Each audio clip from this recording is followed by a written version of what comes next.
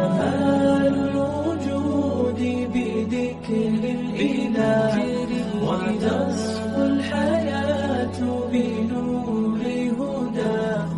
جمال الوجود بذكر الإله وتصفو الحياة بنور هدى. وتطرب نفس له طاعة ويبلغ سعد إلى منتهى. جمال الوجود بذكر الإله وتصفو الحياة بنور هدى. جمال الوجود بذكر الإله وتصفو الحياة بنور هدى. وتطرب نفس له طاعة ويبلغ سعد إلى منتهى.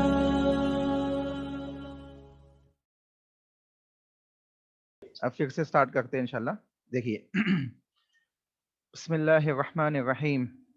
عن عبد الرحمن صخر الدوسی رضی اللہ تعالی عنہ ان رسول اللہ صلی اللہ علیہ وسلم قال اذا صلى احدكم فليجعل تلقاء وجهه شيئا.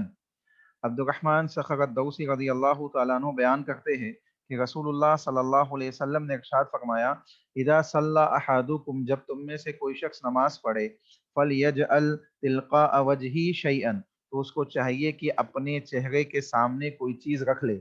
فَإِن لَّمْ يَجِدْ فَيَنْصِبْ عَصًا اگر کوئی چیز نہ پائے تو وہ کیا کرے عصا ہی گڑا لے, یعنی جو لکڑی ہوتی ہے اس لکڑی ہی کو عصا کو کیا کرے اپنے سامنے گڑا لے زمین میں. ٹھیک ہے. فَإِن لَّمْ يَكُنْ اگر وہ بھی نہ ہو, عصا کسی کے پاس لکڑی بھی موجود نہ ہو اور کوئی دوسری چیز بھی موجود نہ ہو تو کہتے ہیں فَإِن لَّمْ يَكُنْ فَلْيَخُطَّ خَطًّا تو اس کو چاہیے کہ وہ زمین میں ایک لکیر کھینچ دے, زمین میں لکیر کھینچ دے. ثم لا يضره شيئا مر بين يديه کہتے ہیں کہ اب آگے سے گزرنے والا اسے کوئی نقصان نہیں پہنچا سکے گا. اسے مسند احمد ابن ماجہ اسی طریقے سے ابن حبان نے اس کو صحیح قرار دیا ہے اور بعض لوگوں نے اس کو کیا ہے ضعیف بھی کہا ہے. چنانچہ اس حدیث کے سلسلے میں اہل علم کے درمیان مختلف رائے ہے کیونکہ اس میں جو لکیر کھینچنے والی بات ہے اس کے اوپر اہل علم کی یعنی اکثریت نے کیا کہا ہے لکیر کھینچنے والی بات صحیح نہیں ہے, اس قسم کی باتیں بیان کی گئی ہے. البتہ حدیث کے سلسلے میں اگر دیکھیں سندی حیثیت تو اس کو بعض لوگوں نے صحیح اور بعض لوگوں نے مسترب کہا ہے, بعض لوگوں نے حسن کہا ہے, بعض لوگوں نے حسن بھی کہا ہے. چنانچہ کہتے ہیں کہ دیکھیے اس کی وضاحت بھی کر رہے ہیں, یعنی وہ کہتے ہیں کہ سترے کے لیے صرف لکیر کھینچنے میں اختلاف ہے. اگر ایک گروہ تو اس سے منع کرتا ہے, ایک جماعت اس سے صاف طور پہ منع کرتی ہے کہ یہ عمل صحیح نہیں ہے, ثابت نہیں ہے, اس وجہ سے اس سے منع کیا جاتا ہے. ٹھیک ہے. اور ایک جماعت اس کی قائل ہے, وہ کہتی ہے کہ اگر لکیر بھی کھینچ لے تو اس کی نماز کے لیے کیا ہوگا کافی ہو جائے گا. اور انہوں نے سترے کے لیے جب کوئی چیز دستیاب نہ ہو سکے تو ایسی صورت میں لکیر کھینچنے کو بھی کافی سمجھا ہے. ٹھیک ہے. یہ اس شکل میں ہے جب کوئی چیز موجود کوئی چیز دستیاب نہ ہو. پھر اس میں بھی اختلاف رائے یہ ہے کہ سترے کی کیفیت کیسی ہو. اب دیکھیں اللہ کے نبی صلی اللہ علیہ وسلم نے جو چیز بیان کی ہے سترے کے سلسلے میں کہ رسول اللہ نے کہا کہ اونٹ کا جو کجاوا ہوتا ہے جو پالان ہوتی ہے جس پہ لوگ بیٹھ تقریباً 1 فٹ کے آس پاس ہوتی ہے تو وہ 1 فٹ کے آس پاس کی ہائٹ کا سترہ کم سے کم ہونا چاہیے. تو یہاں پہ اگر لکیر کوئی کھینچتا ہے تو لکیر زمین میں بنتی ہے, اگرچہ وہ نمازی کے سامنے ایک خلا تو پیدا کر رہی ہے, ایک لکیر تو بن رہی ہے, سترے کی حیثیت تو آ گئی ہے, لیکن اس شرط کے ساتھ نہیں بن رہی ہے جو 1 فٹ کے سترے کی کیفیت دوسری حدیثوں کے اندر بیان کی گئی ہے. چنانچہ کہتے ہیں امام احمد بن حنبل رحمہ اللہ علیہ نے کے نزدیک وہ کہتے ہیں وہ حلالی صورت کا ہونا چاہیے, یعنی محراب کی طرح قوس دار. بعض نے کہا کہ قبلہ رخ لمبا خط ہونا چاہیے, کہتے کہ قبلے کے رخ لمبا خط ہونا چاہیے تاکہ لوگ آگے سے گزر جائے. اور بعض نے بھی کہا کہ دائیں سے بائیں جانب ہونا چاہیے لیکن اس میں بھی اختلاف ہے کہ لکیر کھینچی جائے تو کیسی کھینچی جائے. بعض نے کہا دائیں سے بائیں، بعض نے کہا کہ قبلے کی جانب سیدھی کھینچی جائے. تو بہرحال یہ ایک مختلف بھی مسئلہ ہے. البتہ لکیر کھینچنے کے علاوہ بقیہ جو باتیں کہی گئی ہیں وہ دوسری حدیثوں سے بھی چونکہ ثابت ہے اور صحیح ہے، تو اس میں کوئی اختلاف نہیں ہے. زیادہ مناسب بات یہ ہے کہ انسان کو اپنے سامنے سترا رکھنا چاہیے اور سترے کے اندر ایسی چیز کا انتخاب کرے جو کم از کم 1 فٹ کے آس پاس کی ہو. ٹھیک ہے، سمجھ میں آئی بات؟ جی دیکھیے. جی شیخ. جی جزاک اللہ خیر. دیکھیے اس کے بعد والی حدیث، ٹھیک ہے، اس کے بعد والی دوسری حدیث، حدیث نمبر 221. حدیث نمبر 221. وعن ابی سعید الخدری رضی اللہ تعالی عنہ قال قال رسول اللہ صلی اللہ علیہ وسلم لا یقطع الصلاۃ شیء، کہتے ہیں لا یقطع الصلاۃ شیء. اس کے بعد کہتے ہیں وَدَّرَعُوا مَسْتَطَعْتُمْ، اخرجہ ابو داود وفی سندہ ضعیف. ضعیف حدیث ہے، حدیث کمزور ہے، سند اس کی صحیح نہیں ہے. البتہ حدیث پڑھے. ابو سعید الخدری رضی اللہ تعالیٰ عنہ بیان کرتے کہ رسول اللہ صلی اللہ علیہ وسلم نے ارشاد فرمایا نماز کو کوئی چیز نہیں توڑتی، نماز کو کوئی چیز نہیں توڑتی، اور جہاں تک ممکن ہو سامنے سے گزرنے والی شے کو روکنے کی کوشش کرنی چاہیے. یعنی اپنی طاقت کے مطابق، اپنی استطاعت کے مطابق اگر سامنے سے کوئی گزر رہا ہے تو اس کو انسان کو چاہیے کہ وہ روک دے.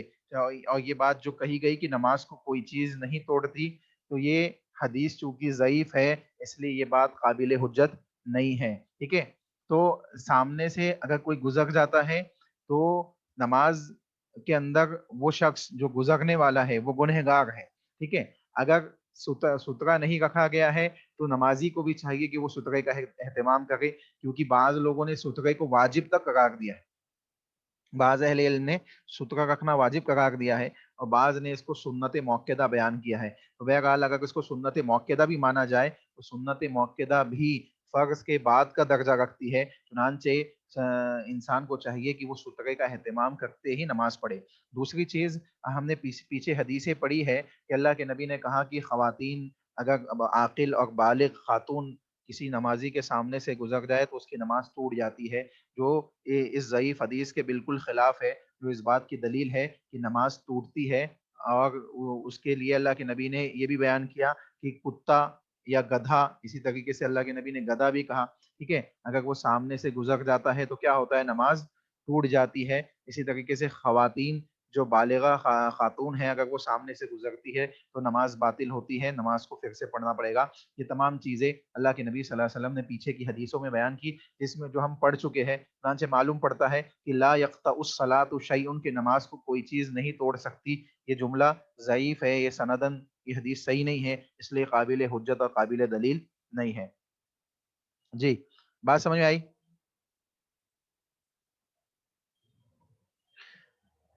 یہاں پہ بابو سترہ ختم ہو گیا ہے. اب دیکھیے سترے کے سلسلے میں اگر کوئی سوال آپ کا ہے تو ابھی پوچھ لیجیے آپ، میں دوسرا باب اسٹارٹ کرتا ہوں پھر انشاءاللہ. جی شیخ، یہ جیسا پانی کی بوتل ہے اگر 1 فٹ ہائٹ کی، جی تو اس کو بھی ایسا رکھ سکتے ہیں کیا؟ جی بالکل بالکل بالکل رکھ سکتے ہیں. کوئی بھی چیز جو کم از کم جی 1-1.5 فٹ کے آس پاس کی ہو اس کو آپ رکھ سکتے ہیں، کوئی عرض کی بات. پانی کی جزاک بوتل اللہ. 1 فٹ کی جو آپ بات کر رہے ہیں 20 لیٹر والی کے آس پاس کی ہوتی ہے میرے خیال سے، ہے نا؟ 20 لیٹر کی جو پانی، نہیں، یہ چھوٹی باٹل، وہ 10-11 انچ کی رہتی ہے. ہاں تو وہ 1 فٹ کی نہیں ہوتی ہے نا. اس کو کوشش کیجئے کہ کوئی بڑی چیز فٹ رکھیں، کے لیے اچھا، ایک یعنی کم سے کم بڑی چیز. ٹھیک 1-1.5 فٹ کی ہو تو وہ زیادہ مناسب ہے. ہاں 1.25 لیٹر 1 فٹ سے کراس ہو جاتی جی ہے. جی جی ٹھیک. جی جی. اور کوئی سوال ہے؟ دیکھیے اس کے بعد والا. کوئی اگر آگے صف میں شیخ صاحب، جی کوئی اگر آگے صف میں بیٹھ جائے تو جی یہ بھی مناسب؟ دیکھیے اگر کوئی سامنے بیٹھا ہوا ہے اور پیچھے کوئی نماز پڑھ رہا، مطلب سترے کے، ہاں وہی میں کہہ رہا ہوں. دیکھیے اگر مثال کے طور پہ کوئی پیچھے نماز پڑھ رہا ہے اور آپ اس کے سامنے بیٹھے ہوئے ہیں تو آپ اس کے سترہ بنے ہوئے، آپ کو چاہیے کہ آپ اس کی نماز ختم ہونے تک ویٹ کریں. عام طور پہ لوگ کیا کرتے ہیں کہ یہ سمجھتے ہیں کہ ہم گھوم کے ایسا چلے جائیں گے تو اس کی نماز میں کوئی خلل نہیں ہوگا. البتہ اس سے بھی اہل علم نے منع کیا ہے. چنانچہ انسان کو چاہیے کہ وہ وہاں اطمینان سے بیٹھے اور اس کی نماز ختم ہونے کا کیا کرے، انتظار کرے، یا کوئی چیز آڑ میں رکھ کے سترا بنا کے چلا جائے تو جا سکتا ہے۔ دیکھیے اس کے بعد دوسرا باب اسٹارٹ ہوتا ہے، دیکھیے دوسرا باب کیا ہے، باب الحث علی الخشوع فی الصلاۃ، یعنی نماز میں خشوع و خضوع کی ترغیب کے سلسلے میں یہ نیا باب ہے، خشوع و خضوع کی طرف ابھارنے کے سلسلے میں، ٹھیک ہے۔ کہتے ہیں ان عبد الرحمن صخر الدوسی رضی اللہ تعالیٰ عنہ، ابی ہریرہ رضی اللہ تعالیٰ عنہ، ان کا نام کیا ہے، عبد الرحمن، ٹھیک ہے۔ یہ کہتے ہیں کہ عبد الرحمن صخر الدوسی رضی اللہ تعالیٰ عنہ قال نہا رسول اللہ صلی اللہ علیہ وسلم ان یصلی الرجل مختصرا، متفق علیہ واللفظ لمسلم، صحیح مسلم کے الفاظ ہے اور بخاری اور مسلم دونوں کے اندر حدیث موجود ہے۔ حدیث کیا ہے، عبد الرحمن صخر الدوسی رضی اللہ تعالیٰ عنہ کہتے ہیں کہ نبی اکرم صلی اللہ علیہ وسلم نے نماز میں پہلوؤں پہ ہاتھ رکھنے سے ہم کو منع فرمایا، پہلوؤں پہ ہاتھ رکھنے سے ہمیں منع فرمایا۔ پہلو کسے کہتے ہیں، پہلو کسے کہیں گے نماز میں، یعنی جو کروٹ کا حصہ ہوتا ہے، پہلو کا حصہ ہوتا ہے، اس پہ نماز میں ہاتھ رکھنے سے اللہ کے نبی صلی اللہ علیہ وسلم نے کیا کیا، منع کیا۔ چنانچہ انسان کو چاہیے کہ اس سے بچے، ٹھیک ہے۔ آپ دیکھیں بہت سے لوگوں کو آپ دیکھیں گے جب وہ نماز میں ہاتھ باندھتے ہیں تو کونی کے اوپر والا جو حصہ ہوتا ہے وہاں پکڑتے ہیں، ایک ہاتھ سے دوسرے ہاتھ کو پکڑتے ہیں، اور ایک ہاتھ ان کا سیدھی جانب پہلو پہ ہوتا ہے، کروٹ کا جو حصہ ہوتا ہے اس پہ ہوتا ہے۔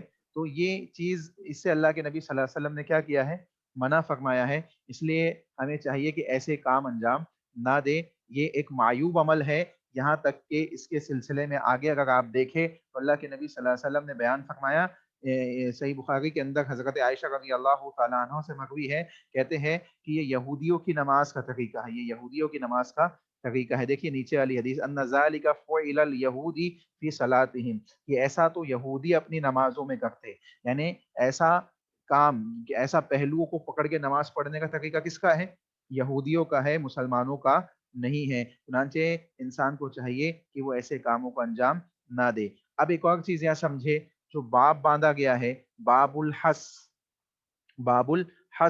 حسا یحسی کا مطلب ہوتا ہے کسی کو ابھارنا، ہمت دلانا، ترغیب دینا، چستی پیدا کرنا، یا کسی کو یعنی اس کام کے لیے ابھارنا، اس کے طرف موٹیویٹ کرنا، تو یہ تمام چیزیں اس میں آتی ہے۔ اور خشوع و خضوع کے اندر ظاہری اور باطنی دونوں خشوع خضوع داخل ہے، یعنی انسان جب ظاہری طور پہ نماز میں کھڑا ہے تو ظاہری طور پہ اپنے اعضاء کو زیادہ حرکات نہ دے نماز میں، اور سکون اور اطمینان سے کھڑا ہو۔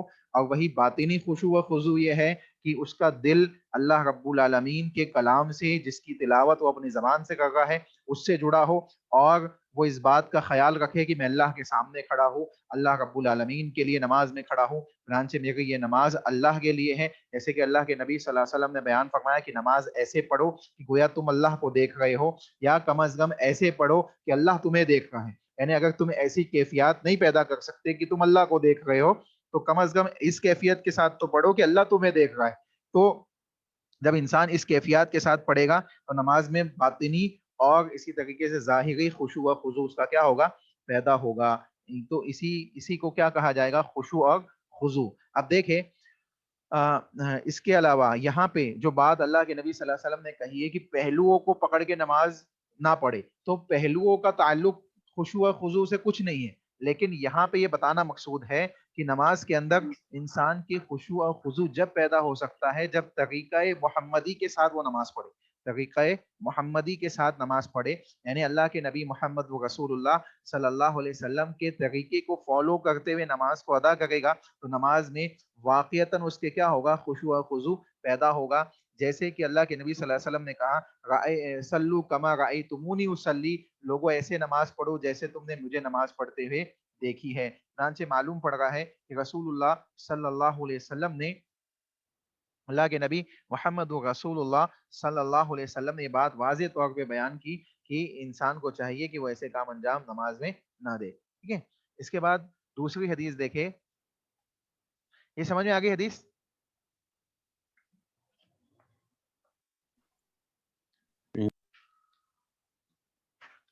جی دیکھیے اس کے بعد دوسری حدیث ہے وان انس بن مالک رضی اللہ تعالی عنہ ان رسول اللہ صلی اللہ علیہ وسلم ان رسول اللہ صلی اللہ علیہ وسلم قال اذا قدم العشاء فابدؤوا به قبل ان تصلوا المغرب متفق علیہ۔ بخاری اور مسلم دونوں کے اندر یہ حدیث موجود ہے۔ کہتے ہیں انس بن مالک رضی اللہ تعالیٰ عنہ حدیث کے راوی ہے، کہتے ہیں کہ رسول اللہ صلی اللہ علیہ وسلم نے ارشاد فرمایا اذا قدم العشاء، عشاء کسی کہتے ہیں عشاء، ایک ہوتی ہے عشاء جو عشاء کی نماز کہلاتی ہے۔ العشاء، عشاء کسے کہا جائے گا؟ کوئی بتا سکتا ہے عشاء کسے کہتے ہیں؟ العشاء عین کے زبر کے ساتھ، عین زبر آ شین، دیکھیں یہاں لکھا ہوا ہے العشاء۔ جی بتائیے بتائیے، آواز نہیں آئی مجھے۔ جی رات کے کھانے کو عشاء کہتے ہیں، العشاء رات کے کھانے کو کہتے ہیں۔ جی جزاک اللہ خیر، ماشاء اللہ۔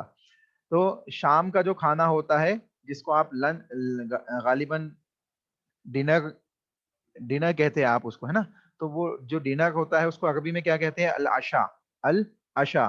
اللہ کے نبی صلی اللہ علیہ وسلم کہہ گئے اذا قدم العشاء، جب تمہارے پاس کھانا آ جائے، کھانا پیش کر دیا جائے۔ تو اب یہاں پہ عشاء سے مراد کیا ہے؟ رات کا کھانا، ٹھیک ہے؟ جب کھانا پیش کر دیا جائے، پیش ہو جائے، تو مغرب کی نماز ادا کرنے سے پہلے کھانا کھا لو۔ یعنی اگر نماز کا وقت ہو گیا ہے اور کھانا آ گیا ہے اور بھوک بھی لگی ہے تو کیا کرو؟ پہلے کھانا کھا لو، بعد میں نماز پڑھو۔ تو مغرب کی نماز اس لیے کہی گئی کہ عام طور پہ مغرب کی نماز سے پہلے لوگ کھانا کھا لیتے تھے اس وقت میں، ٹھیک ہے؟ اور ابھی تو ایسا معاملہ ہے کہ عشاء کے بعد اور رات کے 10 بجے تک لوگ کھانا نہیں کھاتے ہیں اور مختلف قسم کی بیماریاں پیدا ہوتی ہے اس کی وجہ سے۔ چنانچہ انسان کو چاہیے کہ وہ کم از کم مغرب یا عشاء کے بیچ میں کھانا کیا کرے؟ کھا لے، تاکہ کھانے کو ہضم ہونے میں بھی ایک وقت مل جائے۔ تو دیکھیں اللہ کے نبی صلی اللہ علیہ وسلم کہہ گئے کہ جب نماز کا وقت ہو جائے اور کھانا سامنے آ جائے تو دونوں میں سے پہلے کس کو چوز کریں گے؟ جی کھانے کو چوز کر لیں گے، یعنی کھانا کھا لیں گے، ٹھیک ہے؟ جی کھانا کھا لیں گے اور کھانا کھا کے اطمینان سے آ کے نماز پڑھیں گے۔ اچھا ایسا کیوں کہا گیا کہ کھانا کھا لو اور پھر نماز پڑھو؟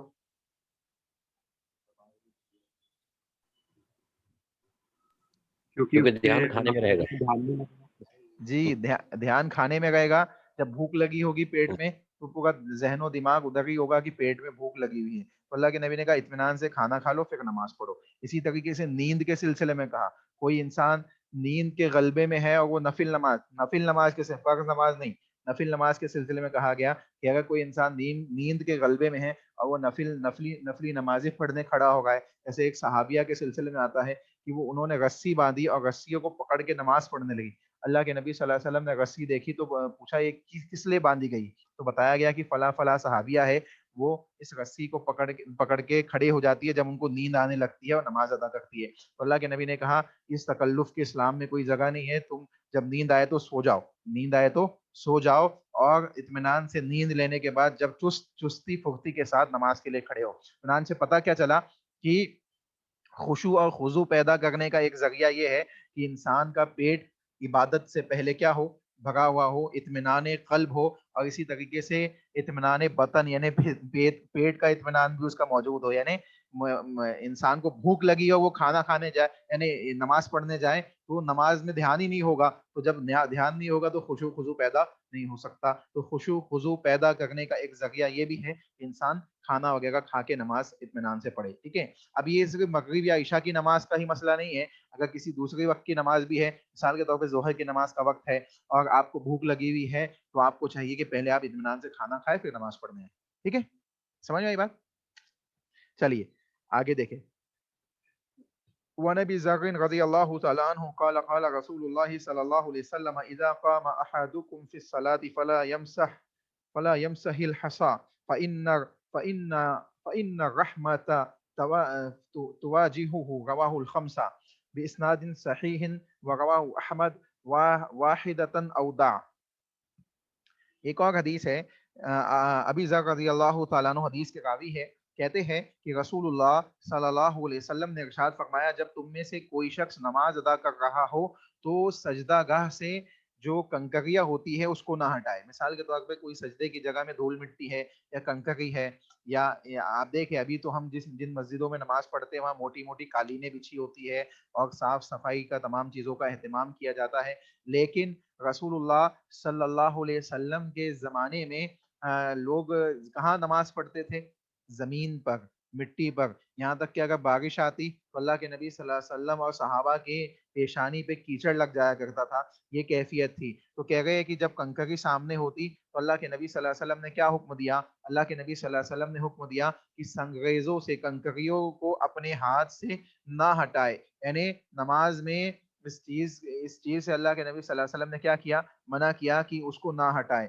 دیکھیے جب انسان کنکری، آپ اندازہ لگائے کنکری اگر سامنے پڑی آپ پیشانی رکھ رہے، ابھی تو آپ قالینوں پہ نماز پڑھ رہے تو احساس نہیں ہے اس بات کا، البتہ جب صحابہ پڑھتے تھے زمین پہ تو کنکری کہاں چبھتی تھی؟ پیشانی پہ.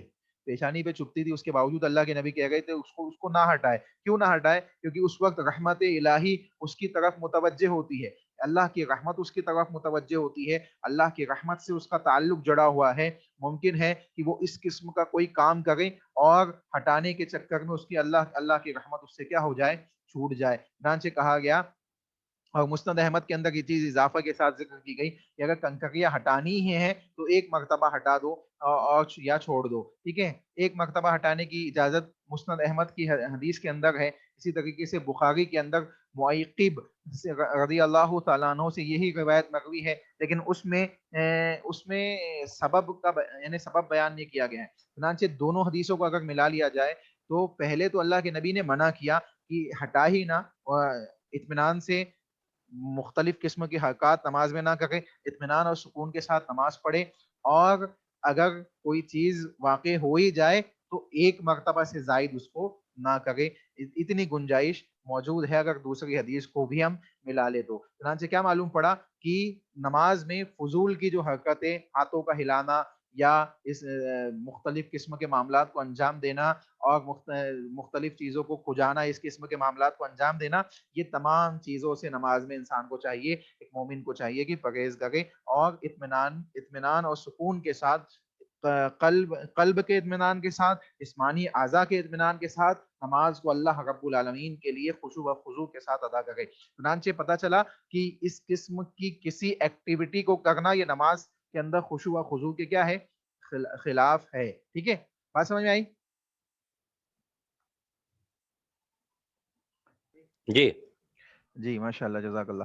دیکھیے اس کے بعد اصل میں ٹائم بہت کم بچا ہوا ہے، میرے خیال سے 5-1 منٹ بچا ہوگا. ٹھیک ہے، تو نہیں 5 نہیں بلکہ ابھی 10 منٹ کا نوٹیفیکیشن آیا تو 7 منٹ باقی ہے. ٹھیک ہے، 1-2 حدیث پڑھ لیتے ہیں جلدی جلدی ہم. ٹھیک ہے، کوئی سوال ہو تو پوچھ لیجیے گا، آپ بیچ میں انمیوٹ ہو کے پوچھ لیجیے گا. دیکھیے وعن عائشہ رضی اللہ تعالی عنہا قالت سألت رسول اللہ صلی اللہ علیہ وسلم عن التفات فی الصلاۃ فقال هو اختلاس یختلسه الشیطان من صلاۃ العبد، رواہ البخاری. اللہ کے نبی محمد رسول اللہ صلی اللہ علیہ وسلم سے حضرت عائشہ رضی اللہ تعالی عنہا نے سوال کیا. اللہ کے نبی صلی اللہ علیہ وسلم سے سوال کیا. کیا سوال کیا؟ کہتی ہے کہ میں نے رسول اللہ صلی اللہ علیہ وسلم سے نماز کے دوران میں ادھر ادھر دیکھنے کے سلسلے میں، التفات کے سلسلے میں سوال کیا. التفات کسے کہتے ہیں؟ یہاں وہاں نماز میں دیکھنے کو التفات کہتے ہیں. جیسے آپ دیکھیں کئی لوگ آپ کو ملیں گے ایسے تو نماز میں ہاتھ باندھے ہوئے ہیں اور نگاہیں ان کی چاروں طرف گھوم رہی ہے، تو ایسے لوگوں کی نماز بہت خطرناک ہے. یہاں تک کہ اس کے لیے سخت وعیدیں بھی حدیثوں کے اندر آئی ہے.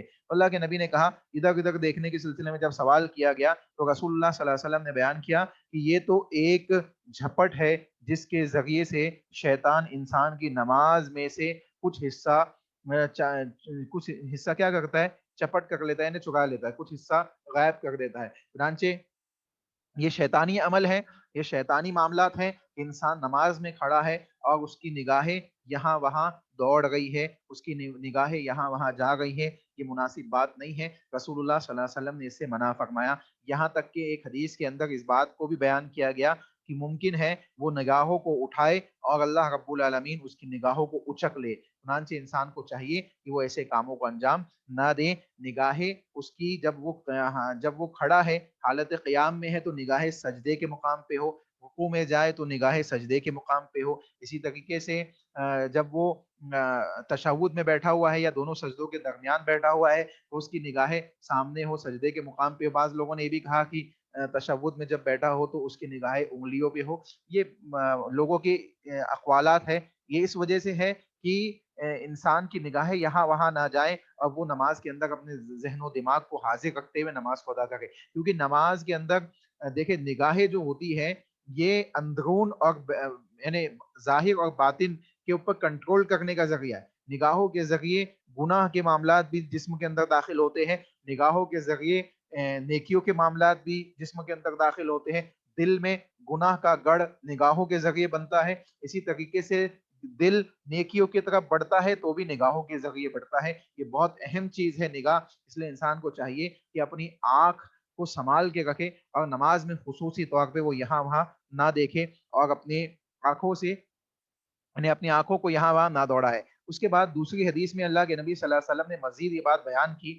ترمذی کی حدیث ہے, انس بن مالک رضی اللہ تعالیٰ عنہ حدیث کے راوی ہے, کہتے ہیں ایاک والالتفات فی الصلاۃ فانہ حلقۃ فان کان لا بد ففی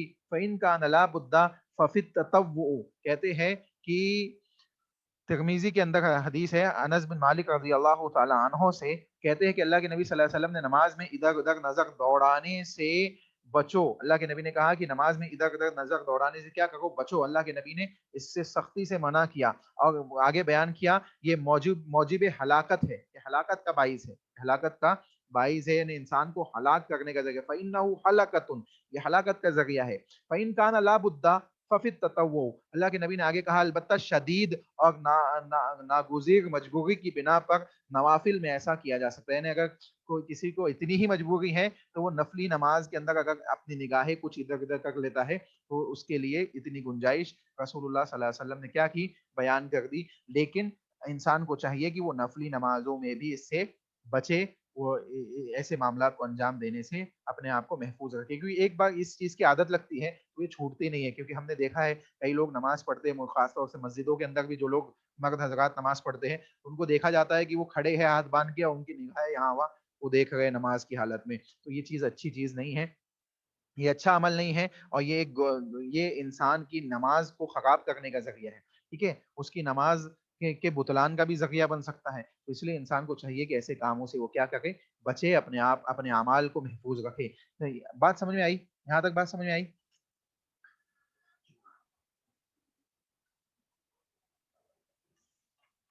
جی سمجھ میں آئی بات؟ جی ہاں شیخ. جی جزاک اللہ خیر. کوئی سوال ہے کسی کا تو پوچھ لیجئے, کیونکہ 2 منٹ باقی ہے. اب اس کے بعد والی حدیث تھوڑی لمبی ہے اور وضاحت طلب ہے تو اس کو ہم پڑھ نہیں سکتے ابھی, انشاءاللہ نیکسٹ کلاس میں پڑھیں گے. ابھی کوئی سوال ہے کسی کا تو پوچھ لیجئے.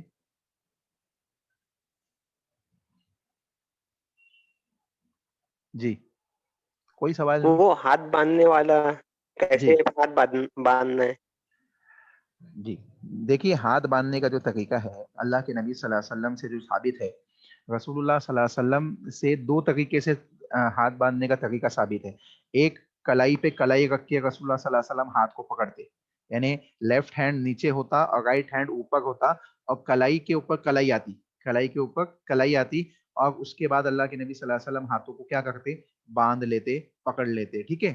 اور دوسرا طریقہ جو آتا ہے ذراعن بذراعن, یعنی جو کونی کا حصہ ہے, یعنی مکمل جو ہاتھ ہوتا ہے, یہ ایک ہاتھ کا جو پنجہ ہے کونی کے اوپر اور دوسرے ہاتھ کا پنجہ دوسری کونی کے نیچے, یعنی لیفٹ ہینڈ کا نیچے آئے گا اور رائٹ ہینڈ کا اوپر. ٹھیک ہے. تو جو رائٹ ہینڈ کا پنجہ ہے وہ آپ کی کونی پہ آئے گا, پکڑنا نہیں ہے, وہاں صرف رکھنے کا حکم ہے, وہاں صرف رکھنے کا حکم ہے.